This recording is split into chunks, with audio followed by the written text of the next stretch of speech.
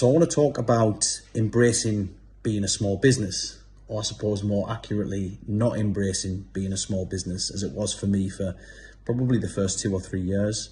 You know, when I look back, I would go to great lengths to appear to be bigger than we were. I didn't readily volunteer to anybody that, you know, initially I was a one-man band. It was just me as a full-time member of staff. Then there was 2 of us, then there was 3 of us. And, you know, I didn't want to tell people that we were as small as we were.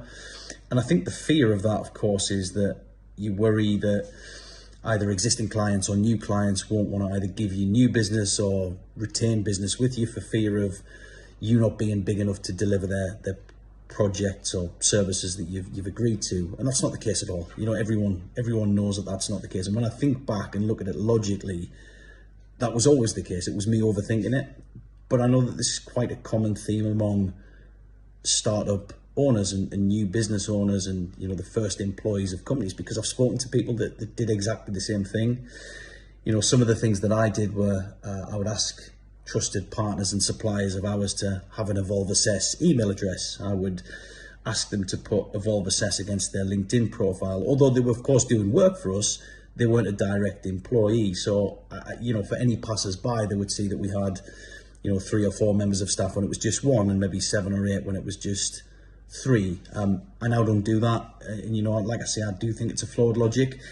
I see a lot of businesses out there that I know have 1 employee and they refer to themselves as we, you know, when you could just say you know, I do X, Y, and Z, and there's nothing wrong with that. And I would never preach about these things, but I certainly can only speak from my experience that when I've almost flipped the logic on its head and said, well, actually, if I embrace being a small business and I volunteer that information to people that, you know, we're an organization, you know, at the time with 1 member of staff, 2, 3, 4, 5, 6, 7, then people really appreciate that, I think. So anybody who asks me now, I'll tell them how many staff we've got, you know, what staff we've got in terms of positions, which I'm often asked about, how many developers have you got, those types of things. You know, in terms of finances, I'll volunteer that information if people are interested. I've got no problem at all with any of that, because I've found that since I've started doing that, people have really embraced it. You know, I've embraced being a small business owner and that we've got a few staff, and clients and, you know, existing clients, prospective clients, I've found that goes down really well. So often, regardless of the size of these businesses that I'm talking about that we're trying to work with, often very big businesses, they really enjoy working with smaller companies and startup companies.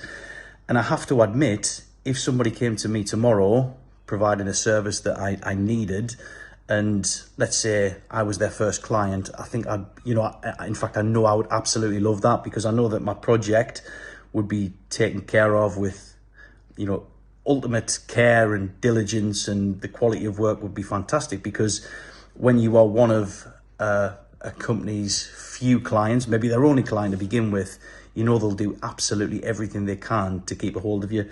So I suppose the point of this video is just to say, embrace being a small business.